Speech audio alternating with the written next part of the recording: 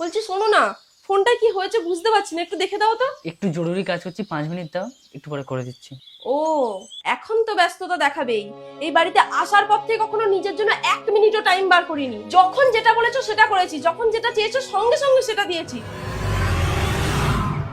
বলছি আমার জামাগুলো কোথায় রেখেছো বলো তো, দেখতে পাচ্ছি না। নিজের জিনিস নিজে গুছিয়ে রাখতে পারো না? জানি না আমি কোথায়, খুঁজে নাও। বলছি খুব খিদে পেয়েছে, একটু খেতে দেবে?